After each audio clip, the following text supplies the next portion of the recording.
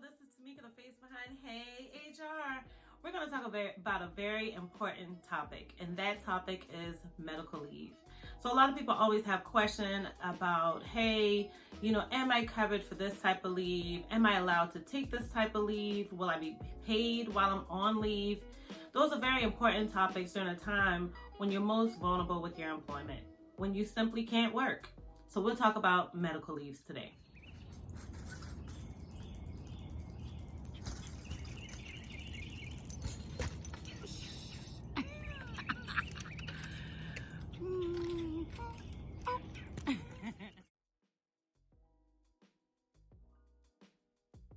So there are various types of leaves, and what I'm going to talk about is first, what do you do before you leave or before you put in a notice that you'll need to be leaving? What do you do during your leave, your medical leave, and what do you do when you're returning from medical leave?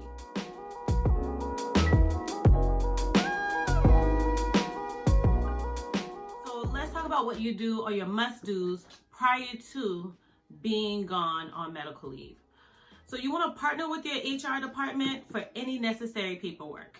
A lot of times folks will come to me and they'll say, hey, I'm going to be out for just a couple weeks or what have you, and I just wanted to make sure that you had this doctor's note. There's a lot more to go with it, because though you brought that doctor note, that's documented that you truly need a leave, which is great, completely fine. But if you want your position to be protected and make sure that no one's hired during your leave to replace you, to make sure that you're treated just as if you didn't have that medical leave or what have you, then you definitely want to fill out the necessary paperwork. I always suggest referring to your employee handbook prior to even thinking about a leave. So even if let's say you sat down with your doctor and you're aware that you may need a leave, but it's not something pressing, it's not something you need tomorrow, then definitely look at your employee handbook or look at your benefits handbook. Sometimes those are different, sometimes those are the same. But you're always in good hand by just going ahead and just talking to an HR professional. Hey, this is the type of leave that I need, and what do I do during that leave? So you also want to get your doctor's office to complete their part of the paperwork and return it to you. Let's say you get that paperwork done early. A lot of times, especially in recent times, doctors are now charging a fee for medical leave paperwork to be completed. As a result, they're giving you a turnaround time. Most times that's not same day. A lot of times I would suggest that folks get that paperwork completed at their pre-surgery appointment. So whatever your last appointment is, where they're getting you ready for surgery, then get it done then. With maternity leaves, I always suggest that it's done during that third trimester, the beginning of that third trimester. Not all the time you can get that paperwork right back. So it's difficult to say, okay, today I need it, I'll get it tomorrow. No, give it to them ahead of time and have them return it to you so that you can compile all of that paperwork together and turn it into your supervisor and your HR department. You don't ever want them to say, well, I'll turn it into this number on the paperwork. No, that goes straight into the insurance company, and now they've triggered a leave that you haven't even made your employer aware of. So definitely take that paperwork, you hold on to it, pick it up, have them email it to you, what have you. If you're comfortable with it, have them send it directly to your HR department. So after you are already aware of this leave, and it doesn't necessarily mean that you should get the paperwork done beforehand, it's always a great idea to just go ahead and have this conversation with your supervisor as soon as you're aware of it. Perhaps the schedule's coming out and it's for the next 6 weeks or the next 8 weeks, and they need to make sure not to have you on the schedule. Or perhaps they already had you planned to train a new hire, but you're going to be leaving during that time. Perhaps they're already planning that there's a change or a shift in the workforce. You want to make sure that you're giving your supervisor enough time so that they can completely plan around your medical leave. You're not required to have a conversation with them to say, hey, this is why I'm going to be out. You don't have to disclose anything that's HIPAA related. It's your leave.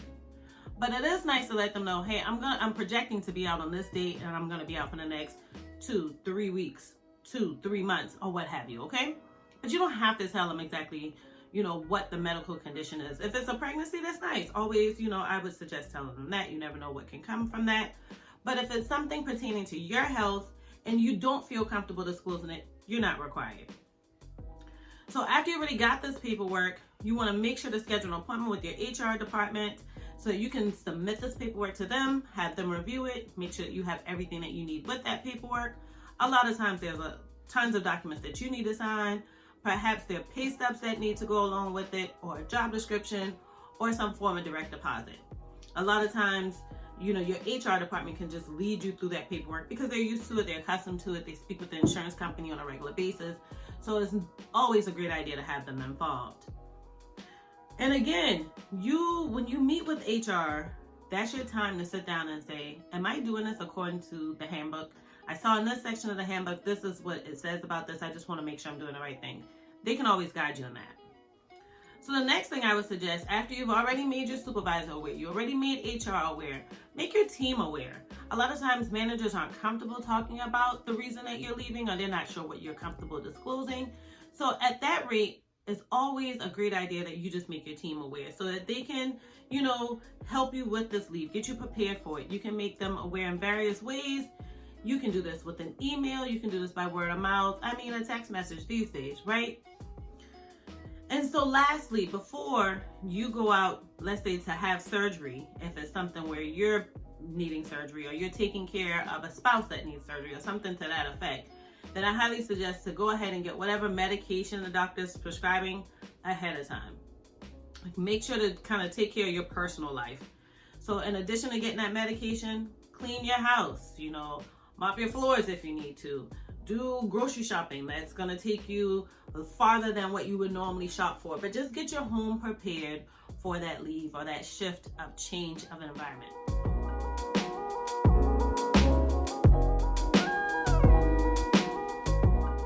So the next part of the list that we're going to go to is what do you do during the leave? So during the leave, if your employee handbook request that you give updates on a particular period of time, then look at an avenue of doing that. I always suggest by email or text messages, so those are documented and you can keep track of when was the last time that you gave an update.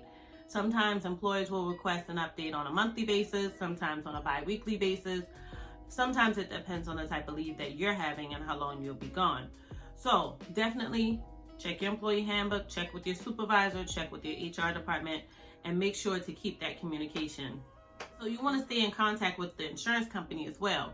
Let's say you're covered by short-term or long-term disability, then you definitely want to make sure that you're answering their phone calls, you're checking their emails, you're going into their online system or what have you, because obviously, as we'll get to in the end part of this video or a little later in this video, that's how you're getting paid. So perhaps your company isn't paying you, but the insurance company is. Stay in contact with them. Make sure to follow doctor's orders. Take your time, heal. Make sure that your spouse heals. Make sure that your child heals. Whomever or whatever is the reason that you're out, devote time to that so that that issue is not an issue for you when you return to work, especially if it's something that you're projecting to be temporary. If it's not something you're thinking is a long-term issue, then take care of it then. Focus on it then. After you get everything that you need to get done with your employer, like paperwork and communication, majority of your time should be focused on just healing. And so last, you want to verify during your leave that your compensation is correct. So I would check with that first and second paycheck, log into your system or get your pay stub, verify that the time that you have on that is correct. Also verify with your insurance company if they're involved that that pay is correct, because if you verify on your first 1 or 2 paychecks, then it should go smooth after that and it shouldn't be something that you need to worry about during your leave.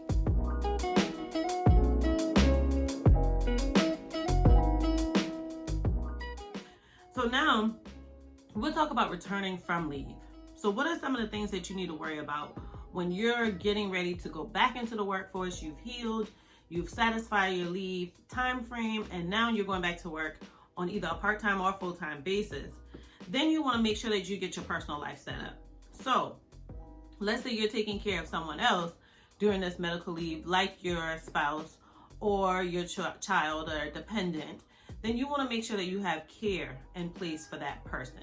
So whomever that is, you know that you're going back to work, your time is going to be committed, at least during your working hours. Make sure that you have care in line for them. Take time when you return to work to get caught up. Maybe you've missed some emails. Maybe you need to check on your mailbox, your voicemail. Maybe you just need to check on some new policies that came out while you're out. Ask for some time so that you can just get caught up and kind of sketch out what that time is. Maybe you only need a day, maybe you need a couple of days, maybe you need a week.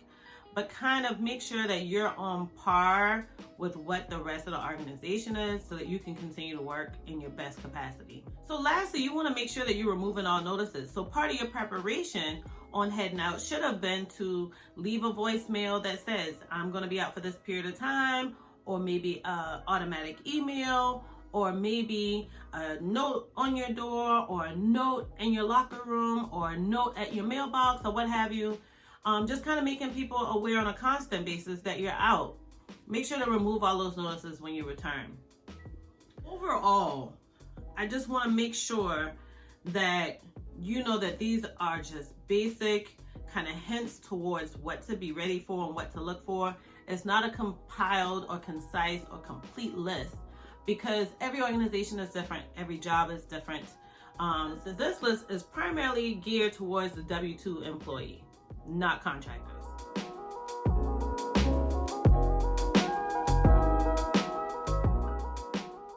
So what is FMLA?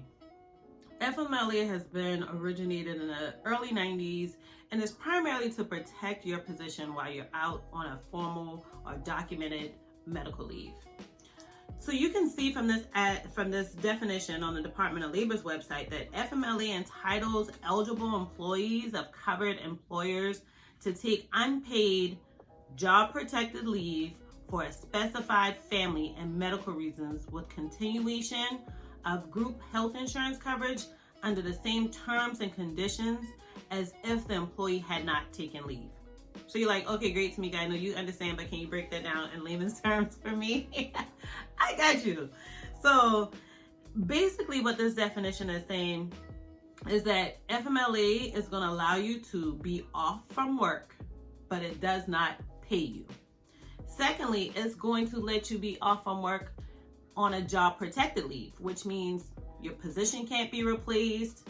When it's time for an employee review, your employee review can't say, hey, you've been out on medical leave and hold that against you. They have to look at just the time that you contributed to work during that period that you're being reviewed. It also wants to make sure that you don't come in and your whole job is different. When you look at it, oh my God, now I used to do this on a regular basis. My job description said this, and now I have a whole new job description. No, it makes sure that you're on a job protected leave for specified family and medical reasons. And so you can see these reasons, which the first reason is for the birth of a child or to take care of a newborn child within 1 year of birth. Most people immediately leave whenever the baby is born, but you have that full first year that you can truly take medical leave or FMLA protection leave. The placement of an employee or a child for adoption or foster care, the care for employee's spouse, child, or parent who has a serious health condition that makes the employee unable to perform essential functions of his or her job, and any qualifying exigency arising from the fact that an employee's spouse, son, daughter, or parent is covered under military leave, military member, or covered active duty. So those reasons are just saying, hey, you're having a baby, you're adopting a child, you're doing foster care, maybe you're caring for someone that's listed here like a spouse, a child, or parent because they are having a serious medical condition, you're caring for yourself, or it's related to a covered military family member or even active duty. And so the original definition also said that with continuation of group health insurance coverage, which means while you're out on leave, you will continue to have medical coverage. Now you're like, oh, okay, so they got to give me medical coverage, so I'm good. Just remember that those premiums will continue to come out of your paycheck. So if you're paying $50 per pay period to cover yourself, that $50 will continue to come out of your paycheck. Just remember that FMLA does not pay you. So how are you getting this money to cover this medical leave? Probably PTO, probably insurance, or maybe directly from your pockets. But just remember that your health insurance will continue. You're responsible for those premiums unless your employer says differently. Also, the requirements for FMLA is 26 work weeks of leave during a single 12-month period to care for a covered service member with a serious injury or illness if the eligible employee is a service member's spouse, son, daughter, parent, or next of kin. So pretty much if you have someone that's in the military that's in your family and they get hurt in some way or need medical leave or medical attention, then you can take off to care for them as well. But I first want to go back to the beginning of the FMLA definition. It says entitles eligible employees of covered employers. That's a whole lot in that one little phrase. So I want to break it down for you. The first thing you want to remember is that eligible employees under FMLA means that you've worked with that organization for a minimum of a year or satisfied a number of hours worked during that year. Covered employers means every employer doesn't offer FMLA, and the most common one is smaller employers. Smaller employers don't normally offer FMLA because they have to have a certain number of employees within a radius of their office. If they don't satisfy that minimum requirement, then they don't have to offer FMLA. Some of them do, but not all of them are required, so they just don't. So going through that definition was a lot, and I want to reiterate what FMLA does. So it protects your position so that no one is hired to replace you during your leave, and ensures that you're treated as though you were never out on leave. Those are the two biggest things. I mean, it does a lot more than that, but I think those are the most major things. People always ask, well, don't we have paternity leave or maternity leave? The job has to give us that. I mean, honestly, they don't. That's a luxury. That's an extra benefit. There's no mandate that they have a title of leave that's called maternity leave. And a lot of organizations have really gotten rid of it ever since FMLA came out in 1993. It's like, what's the point? Because FMLA covers you for, the childbirth. So if you see something that says particularly maternity leave or paternity leave in your employee handbook, I would definitely read it and compare it to FMLA, because a lot of times if you see it separate like that, it's because it covers additional leave or additional benefits to you. But maternity and paternity leave, like I said, are protected under FMLA. And in addition, it meets short-term disability requirements. So we will talk about short-term disability right next after this, but it covers those requirements to make sure that you're paid. So you can be out on FMLA, depending on your reason, you can qualify for short-term or long-term disability. And that's one way that you can get paid while you're out on leave. Most times, the other way that you're paid is through PTO benefits, and that's if the insurance company and the employer has agreed to that. So if they agree to that, then you can combine the two and 9 times out of 10 get a full paycheck. If not, then the insurance company will pay you 40, 50, 60% of your pay, sometimes 100% of your pay while you're out. So make sure you pay attention to what that percentage is, because that tells you how much of your paycheck that you're getting while you're out on medical leave.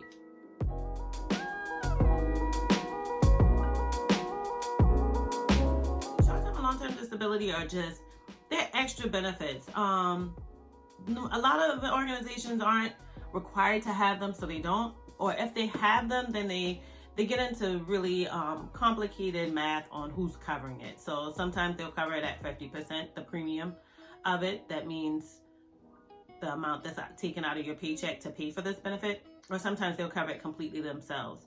And so in my previous video, when I talked about compensation and your benefits package, this is something else that I meant.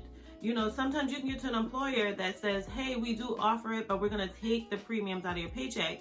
And that's just how much it costs to simply have that benefit. And then you want to see, like, how much is that premium? Because there's a funky little math problem that they do to figure out the premium. So with that, you also want to see, is this an expensive premium or not? If your employer is covering it, then even better, because you're not paying for it at all. You simply have this benefit if you should need it. But this short-term and long-term disability both pay you while you're out. Short-term and long-term disability, the time frames vary. They're not always the same. Sometimes short-term disability is immediately, and you have it for, at minimum 90 days. Sometimes you have it for 6 weeks. Sometimes you have it for 4 weeks. It depends completely on what the insurance company as well as your employer has agreed to. They're not all the same time frame. Same thing for long-term disability.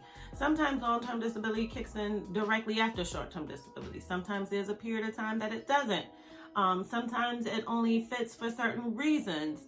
Sometimes it covers only a portion for a period of time. Sometimes you have it, for as long as you have that medical issue. So that could be eternity if you're deemed as, completely disabled or disabled in some capacity on a long-term basis, then you have it. And so it varies.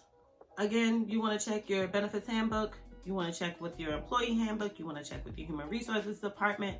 You want to even call insurance directly if you need to, but it varies. So you always want to make sure you know what the detail or terms are for your short-term and long-term disability. The biggest question folks will get confused on is the exclusionary period. So most times these benefits also have an exclusionary period. You're like, Tamika, what's that? Well, that's a period of time where they're like, we're not paying you for this period of time at the beginning of your leave. And folks get confused. Well, why wouldn't they pay me? Why? Well, sometimes folks leave on medical reasons and they're not sure how long they'll be out. Maybe they've estimated to be out for a month, but in actuality, they're only out for a week. So the insurance company says, we're only going to pay if it's an extenuating or a difficult medical leave. And so they will make you wait like a week before they start paying you out. Again, this is something that's done in a contract between your employer and your insurance company. So sometimes there is no exclusionary period. Sometimes it's only 3 days. I've seen exclusionary periods at like 90 days or 30 days. But I think that the most generous one, in my opinion, is for a week. If your exclusionary period says you have to be out for 7 business days or 5 business days, and then we can start paying you. Because typically I always suggest that people save at minimum a week of their PTO so that your PTO pays you during that exclusionary period. So let's talk about premiums. I talked about those just a tad bit earlier. Premiums is just like your car insurance. So 9 times out of 10, you're probably not going to use your car insurance, but every month or every 6 months or every year, you have to pay to have that coverage. Same thing for short-term and long-term disability.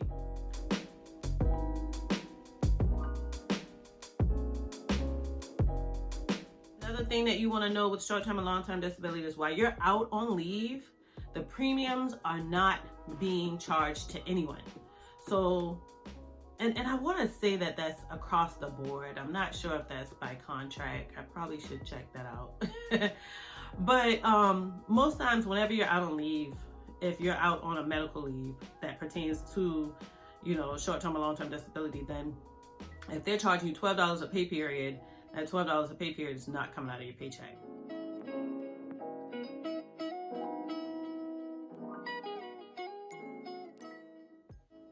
So now we'll talk about workers' comp. And workers' comp is a lot different because workers' comp leave is normally triggered from you being injured at the workplace. So the definition, according to Merriam-Webster, is a system of insurance that reimburses an employer for damages that must be paid to an employee for injury occurring in the course of employment.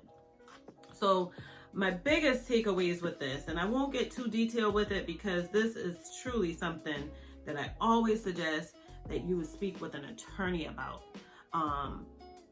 And I don't suggest that you speak with only an attorney. Always refer to your employee handbook. Speak with your human resources department. Speak with your supervisor. But it's a law that covers you, right? So I hate to go into the definitions of it because I am no attorney. But you want to refer to your employee handbook for whatever their policy is. So a lot of times if you're responsible for driving a vehicle, they'll have a policy in there that says you have to do X, Y, Z to the vehicle if you're hurt in a vehicle with a car accident.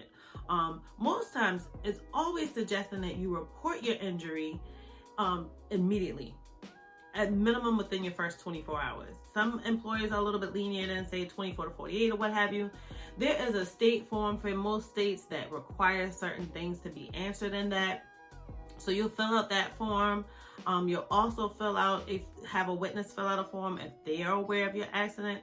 You normally will sign off on disclosures that says an employer can be aware of all of your medical related issues that relates to this workers' comp injury. But before I even get into all of those things, I definitely want to say, make sure you're okay. Seek medical attention if you need to.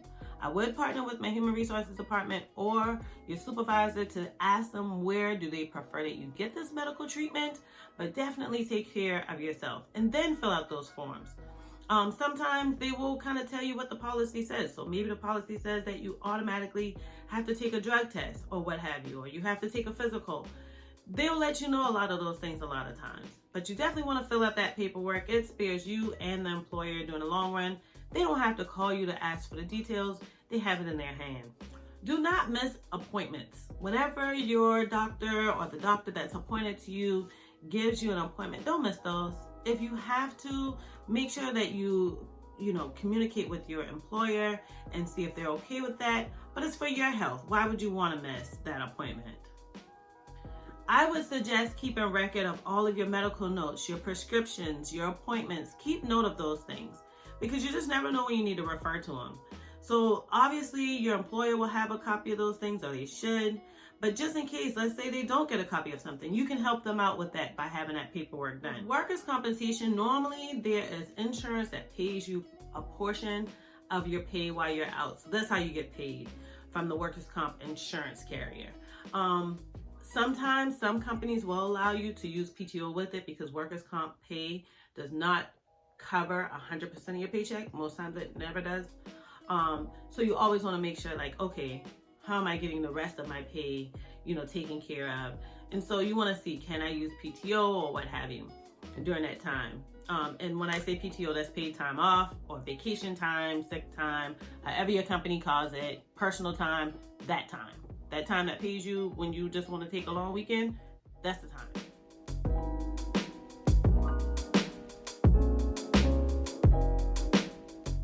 So I thank you so much for hanging in there with me. This is a crazy, crazy complicated and convoluted topic because every employer just offers different types of medical leave.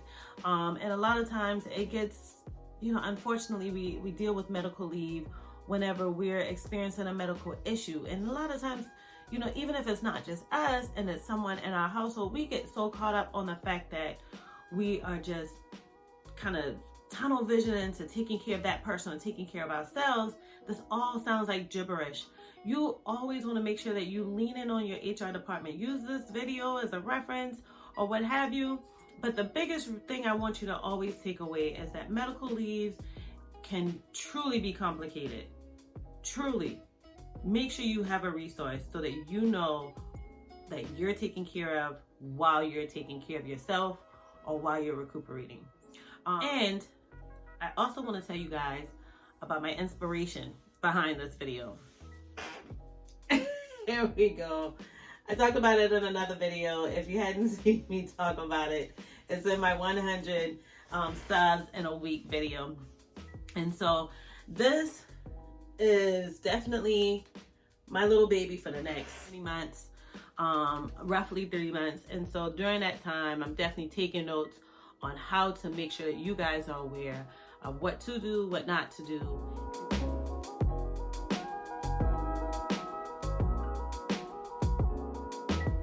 If you want a part 2 of this video, just comment down below. If I didn't cover something, definitely comment down below. If you're returning to this channel, thank you so much for coming by again. If you're very, very new to this channel, then I ask you to take a look at my other videos as well as subscribe and like this video as well. Thank you so much for coming by to Hey HR.